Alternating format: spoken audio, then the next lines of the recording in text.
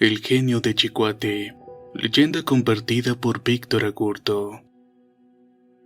Según títulos y documentos coloniales, las tierras de San Juan de Chicuate pertenecen desde 1777 a Huacabamba. Luego los caciques don Francisco Laván y don Tomás de Palacios dieron testimonio de la cesión que se le hizo al licenciado don Juan de Upilos. Esa cesión de tierras fue motivada por dos razones: la generosidad y para ahorrar costos judiciales. Lo cierto del caso es que todas esas tierras que conforman Chicuate son parajes muy solitarios y su población es poca y está concentrada en pequeños pueblos. Lo único que guardan en relación es una sola cosa: la leyenda de San Juan de Chicuate. Chicuate fue un pueblo precolombino muy próspero y extenso y hermoso, construido originalmente por los incas, y fue un lugar donde posteriormente se establecieron los españoles. En aquel tiempo el oro prevalecía en los templos, edificios públicos, en las casas. Todo resplandecía desde vasos, vajillas, utensilios de cocina. Cualquier adorno tenía ese preciado mineral. Gracias a su riqueza todos los chicuateros vivían en la opulencia. Pero el afán por las cosas materiales y por obtener dinero fue desproporcionado a tal punto que se olvidaron de la presencia de Dios. El pueblo llegó a parecerse como Sodoma y Gomorra, donde la corrupción, la avaricia, los besos, la envidia y el egoísmo iban mermando la mente de cada uno de los pobladores. Un día empezaron a verse cosas raras. Los días domingos amanecían montones de tierra encima del templo. Así también lo hacía encima de los edificios y de las casas. Y aunque los moradores barrieran, más tierra volvía a amontonarse. Entonces fue cuando presintieron que se les podía haber caído una maldición, o alguna especie de castigo divino por su mal comportamiento.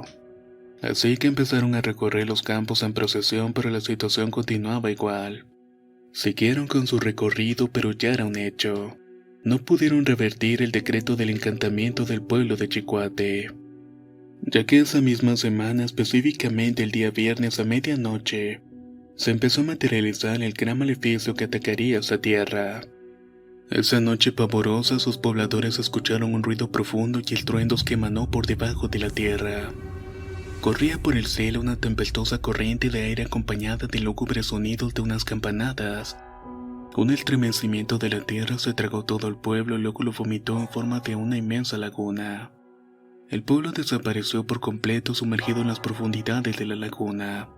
No hubo sobrevivientes, sin embargo el pueblo se negó a extinguirse y emergió desde la ultratumba, porque desde ese día misterioso todos los viernes a la medianoche se oyen los repiques de las campanas y se ven emerger del fondo de la laguna toros bravos con cuernos revestidos de algas azules.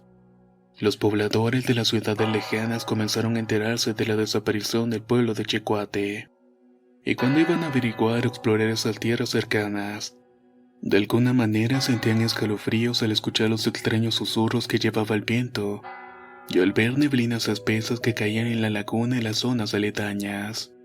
Lo único que podía dar fe al pueblo desaparecido fueron las imágenes de San Pedro Chicuatero y de la Virgen de Lourdes Chicuatera, ya que al ocurrir la desgracia se salvaron porque estaban recorriendo los campos. Hoy ambas figuras yacen en la iglesia matriz de Huacambamba, pero lo más curioso e impactante de estas imágenes es que siempre han estado mirando hacia donde se encuentra la laguna, aun cuando se les cambie de posición o ubicación. Los visitantes de esas tierras han contado sus anécdotas y son muchísimos los que coincidieron sobre las visiones que han tenido acerca de las edificaciones cubiertas de oro que ven a lo lejos, y que al acercarse ven como poco a poco comienzan a desaparecer envueltos en una oscura y fría neblina. Otros han tenido experiencias que pueden hacer creer que existe un genio mágico que mantiene encantado al pueblo de Chicoate. Incluso algunas veces se muestra generoso con algunas almas que se extravían por estas misteriosas soledades. Uno de ellos fue un campesino de Salvapache que buscaba uno de sus toros que se había extraviado y se había internado sin querer a esas tierras. Resultó que a lo lejos en una loma divisó un toro y se acercó como pudo al lugar. El sitio era bastante boscoso y al llegar al sitio en vez de su toro estaba una gran planta de capacho. Él se agachó y arrancó una hoja de la mata y se la metió en la boca.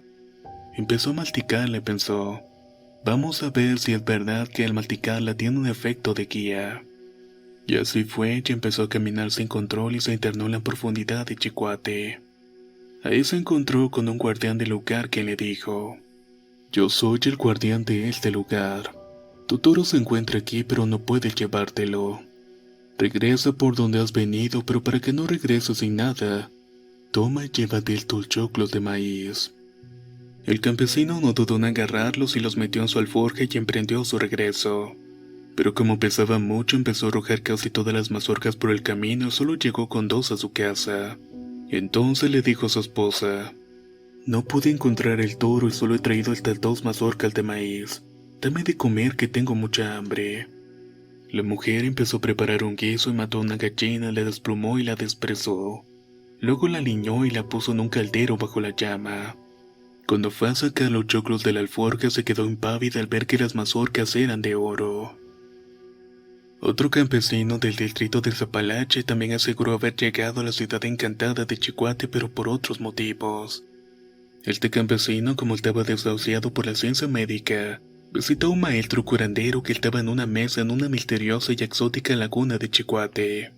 En ese lugar atendía a un buen número de pacientes pero únicamente por las noches.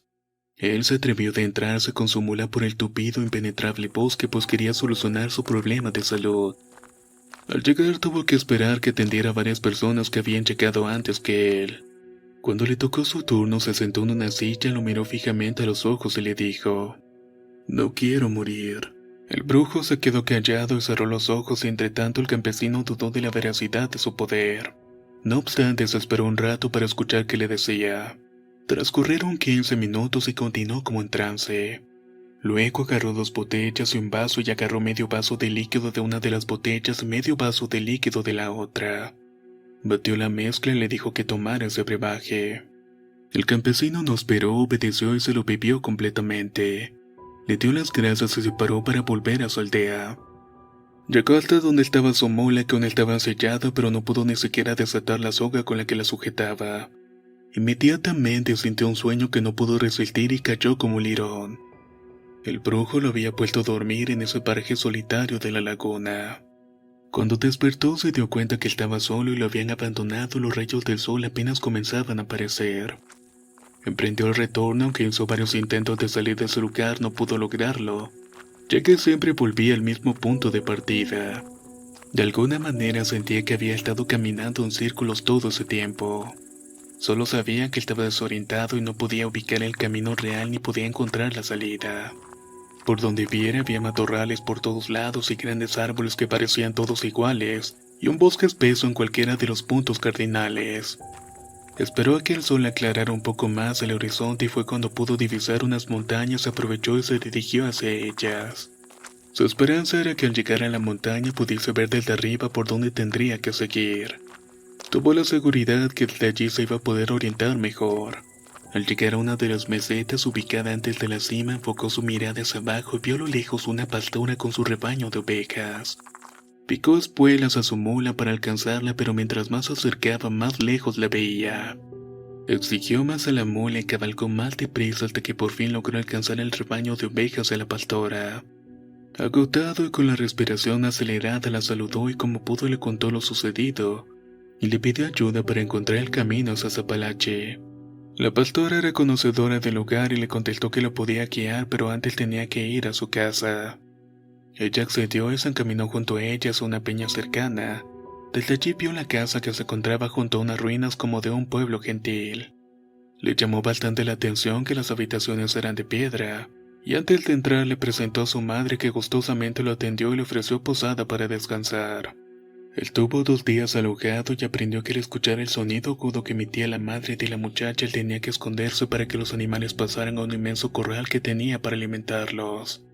Llegaban animales de todas clases como ganados, toros, ovejas y en fin. El corral se llenaba por completo. El lugar se tornaba acogedor y los jóvenes se fueron enamorando poco a poco. Pasaron varios días más. Al llegar el domingo lo invitaron para ir a la misa. Le prestaron un traje de gala para poder asistir conforme a las costumbres del lugar. Cuando llegaron al templo, toda la gente de Chicuate se asombró al ver al llegar a la joven con ese novio tan guapo. Al terminar el culto, el párroco dio la bienvenida al forastero y se despidió de los feligreses. El joven campesino se fue acostumbrando al lugar y su pasión por la muchacha creció y se hicieron novios. Luego de que la madre aprobara el noviazgo entre ambos, el tiempo transcurrió apresuradamente sin darse cuenta. Llegó el día en que se comprometieron en matrimonio y establecieron una fecha para celebrar la boda. El campesino solo pidió una cosa: visitar a sus padres para darle la noticia del casamiento. La madre de la joven le dijo que no había problema alguno, que Zapalache estaba tan solamente 4 horas de camino, así que le entregó una pareja de novillos y le entregó monedas de oro y plata antes de su partida. Acomodó su mula y se despidió de su futura suegra. La joven pastora lo acompañó para que supiese con exactitud por dónde tenía que regresar a su pueblo. Descendieron las chingüelas y al llegar al camino real le dijo: «Este es el camino. A partir de aquí ya sabes cómo llegar a Zapalache. Te estaré esperando en una semana y al llegar aquí, si no estoy, te comes esta rama que te pongo aquí. De esa manera sabrás cuál es el camino hacia mi casa». Con ese acuerdo se despidieron y a las 4 horas el campesino llegó a su casa. Saludó a sus padres y ellos se sorprendieron al verlo y agradecieron mucho por los novillos hermosos que les había dado. Pero no se supo por qué el joven le ocultó a sus padres la verdad sobre su boda y de la procedencia de los novillos. En su lugar dijo que los había comprado en la provincia de San Ignacio. Su amigo y vecino, cuando se enteró de su regreso, lo visitó y le gustó tanto la pareja de novillos que no se despegó de él, ya que se enteró de que en la siguiente semana regresaría al sitio donde los había comprado. Lo seguía a todos lados, pues estaba interesado en encontrar esa provechosa ganadería para que él también pudiera comprar algunos de esos hermosos novillos. A la semana siguiente partió muy temprano y sigilosamente su amigo lo siguió sin que él se diera cuenta. Llegó hasta el lugar donde la joven pastora lo acompañó y vio la rama que debía comer. Lo masticó bien y se lo tragó, pero no hizo efecto, porque no pudo hallar el camino hacia la peña donde estaba la casa. Estuvo largo tiempo esperando, pero no apareció la joven y el amigo escondido no supo qué ocurría y cansado de esperar decidió partir. Mientras el campesino triste y decepcionado lloró amargamente su pérdida, sin saber que la razón por la que nunca apareció la muchacha fue la presencia de su amigo que lo había seguido a escondidas. Hoy las tierras de San Juan de Chicuate guardan en la soledad del paisaje ruidos ocultos, mugidos de vaca y cantos de gallos, ladridos de perros o murmullos, los cuales asustan e impiden habitar la cordillera de Chingüelas. Para los campesinos es una zona prohibida, misteriosa y encantada, la cual no se atreven ni siquiera a explorar aun cuando saben que tienen un legendario tesoro enterrado.